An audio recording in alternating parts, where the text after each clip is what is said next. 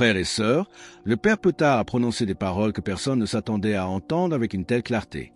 Il a affirmé qu'il existe une révélation de Notre-Dame capable de sauver votre famille de la destruction. Ce n'était pas une métaphore, mais un avertissement concret et urgent, adressé à chaque foyer chrétien encore à temps d'agir. Si vous écoutez ce message aujourd'hui, c'est parce que vous percevez déjà que le monde a changé, qu'une obscurité grandit et que les explications humaines ne suffisent plus à apaiser ce poids que vous portez dans votre cœur. Comme petit merci de nous rejoindre aujourd'hui, nous offrons un moment de bénédiction partagée. Commentez avec le mot « foi » si vous êtes ouvert à recevoir une pensée finale spéciale, dédiée à tous ceux qui participent. Et s'il vous plaît, appuyez sur « j'aime » si vous appréciez ces moments. Restez bien avec nous, car cette protection révélée par le Père Petard est accessible à toute personne, peu importe son passé ou ses péchés. Mais avant de l'embrasser, il faut comprendre l'enjeu du combat. La famille est la cible principale. Ce n'est pas dans les gouvernements que l'ennemi travaille le plus, mais à l'intérieur de nos maisons, à nos tables de dîner, dans le silence entre les époux et dans la chambre des enfants.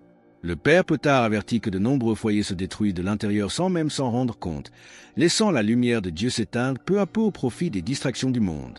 Mais comment cette obscurité s'immisce-t-elle silencieusement dans les familles d'autrefois saintes? Et quel est ce premier rempart que Notre-Dame nous demande de bâtir brique par brique dès ce soir? Frères et sœurs, la première instruction de Notre-Dame pour protéger votre foyer est sans équivoque, le rosaire complet chaque jour. Le Père Petard a été incisif en rappelant que de nombreux chrétiens prient trop peu, trop vite ou sans y mettre leur cœur. Pourtant, chaque « Je vous salue Marie » prononcé avec ferveur est comme une brique spirituelle que vous posez autour de votre famille. Comme le dit le psaume 127, 1. Si l'Éternel ne bâtit la maison, ceux qui la bâtissent travaillent en vain. Si l'Éternel ne garde la ville, celui qui la garde veille en vain. Comme petit merci de nous rejoindre aujourd'hui, nous offrons un moment de bénédiction partagée. Commentez avec le mot « foi » si vous êtes ouvert à recevoir une pensée finale spéciale dédiée à tous ceux qui participent. Et s'il vous plaît, appuyez sur « j'aime » si vous appréciez ces moments. Restez bien avec nous, car cette muraille spirituelle invisible est la seule que les forces des ténèbres ne peuvent franchir. Le Père Petard a utilisé une image puissante. Lorsque la famille cesse de prier ensemble, les briques commencent à tomber et l'obscurité trouve enfin l'entrée qu'elle attendait. Ne vous demandez plus pourquoi certaines familles traversent les crises avec une paix inexplicable. La réponse est la prière fidèle. Notre-Dame ne vous demande pas d'attendre que les autres changent. Elle vous appelle, vous qui m'écoutez, à être le point de départ de cette transformation, même si vos proches hésitent au début. Mais quel est ce deuxième secret lié à la blancheur de l'âme que Marie réclame chaque mois? Et comment un simple acte d'humilité peut-il dissoudre des années de silence et de rancœur entre époux? La deuxième instruction, reçue directement des lèvres de Notre-Dame par le Père Petard, concerne la confession mensuelle. Pour beaucoup, cela semble une exigence d'un autre siècle, mais la raison est d'une clarté désarmante. Imaginez votre âme comme une maison blanche. Chaque péché est une suie qui se dépose sur les murs. Si vous ne nettoyez jamais, la noirceur finit par vous faire oublier que les murs étaient blancs, et vous finissez par croire que cette obscurité est la norme. Comme le dit 1 Jean 1h9, si nous confessons nos péchés, il est fidèle et juste pour nous les pardonner et pour nous purifier de toute iniquité. Comme petit merci de nous rejoindre aujourd'hui, nous offrons un moment de bénédiction partagée. Commentez avec le mot « foi » si vous êtes ouvert à recevoir une pensée finale spéciale dédiée à tous ceux qui participent. Et s'il vous plaît, appuyez sur « j'aime » si vous appréciez ces moments. Restez bien avec nous, car la confession n'est pas une punition. C'est une libération radicale. Le Père Petard affirme qu'une grâce spéciale d'unité est accordée aux familles qui se confessent régulièrement. C'est un remède qui enlève le venin des vieilles querelles et adoucit les cœurs endurcis. Si vous avez un membre de votre famille à qui vous ne parlez plus depuis des mois ou des années, sachez que Marie pleure sur ses relations brisées. En vous humiliant devant Dieu, vous recevez la force de vous réconcilier avec ce que vous avez aimé et blessé. Mais quelle est cette tentation spécifique de notre temps, la distance émotionnelle, qui détruit les foyers chrétiens sous le masque de l'indépendance, et comment le silence de la foi devient-il une arme entre les mains de l'ennemi? Le Père Petard a abordé une tentation moderne qui détruit les familles chrétiennes de l'intérieur. La distance émotionnelle, souvent masquée derrière le concept d'indépendance. Chacun s'occupe de sa vie, les enfants deviennent adultes et l'on finit par croire que la prière est un acte purement privé qui ne doit plus être partagé. Notre-Dame révèle que c'est un piège. La famille a été créée par Dieu comme une unité spirituelle et non comme une simple convention sociale. Comme il est écrit dans Genèse 2h24, c'est pourquoi l'homme quittera son père et sa mère et s'attachera à sa femme, et ils deviendront une seule chair. Comme petit merci de nous rejoindre aujourd'hui, nous offrons un moment de bénédiction partagée.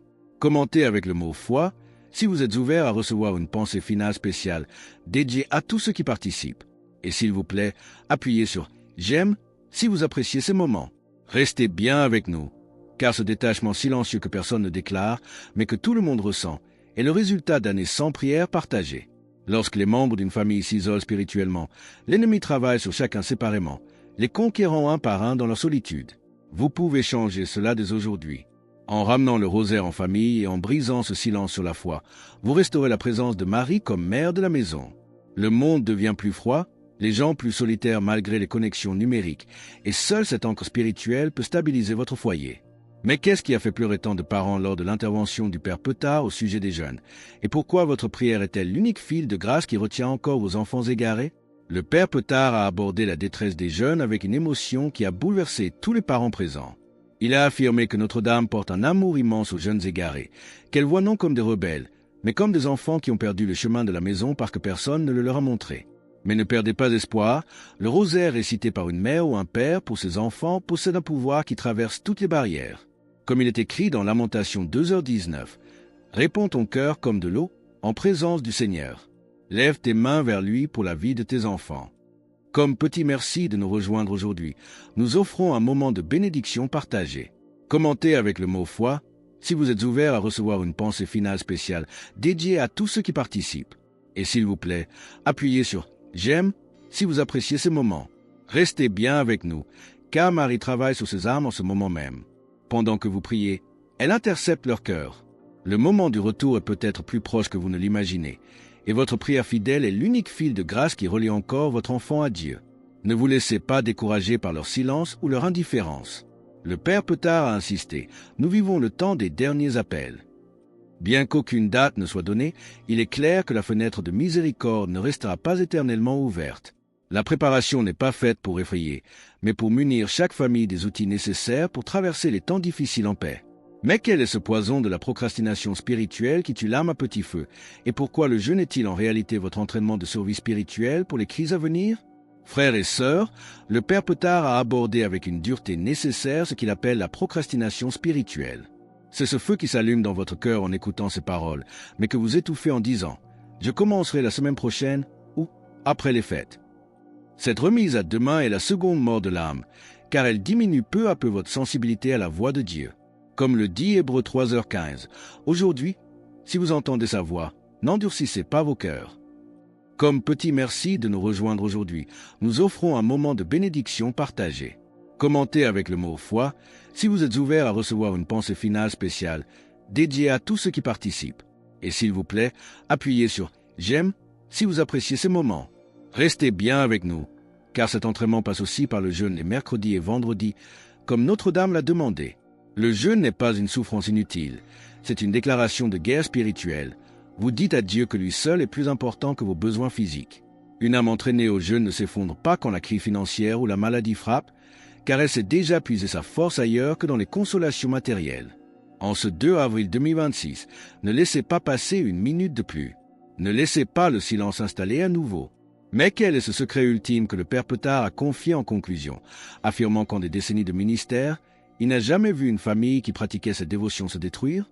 Frères et sœurs, le Père Petard a conclu son témoignage par une promesse qui devrait chasser toute peur de votre esprit. Il a affirmé qu'en des décennies de ministère et après avoir entendu des milliers de confessions, il n'avait jamais, absolument jamais, vu une famille qui priait le rosaire ensemble se détruire. Cette prière possède un pouvoir de préservation qui dépasse toute explication rationnelle. Comme le promet le psaume 46, 2, Dieu est pour nous un refuge et un appui, un secours qui ne manque jamais dans la détresse. Comme petit merci de nous rejoindre aujourd'hui, nous offrons un moment de bénédiction partagée. Commentez avec le mot foi si vous êtes ouvert à recevoir une pensée finale spéciale dédiée à tous ceux qui participent. Et s'il vous plaît, appuyez sur j'aime si vous appréciez ce moment. Ce 2 avril 2026, le futur de l'humanité passe par votre propre famille. Si les familles se sauvent, le monde se sauvera. Pour rejoindre notre communauté et ne manquer aucune de ces paroles de salut, pensez à cliquer sur « J'aime » et à vous abonner. Vous n'avez pas besoin d'être un théologien ou un saint pour commencer. Vous avez seulement besoin d'un cœur ouvert et de l'humilité de reconnaître que vous avez besoin d'une aide qui vient d'en haut. Soyez cette bougie allumée au milieu des ténèbres. Alors que nous terminons cet appel solennel du ciel, nous vous invitons à sceller votre engagement. Commentez « Jésus est roi ci-dessous » pour affirmer votre décision. Et votre cheminement continue. Cliquez sur la vidéo qui apparaît maintenant sur votre écran, car elle vous montrera comment mettre en pratique la consécration de votre maison étape par étape. Notre-Dame vous appelle par votre nom. Répondez-lui dès ce soir.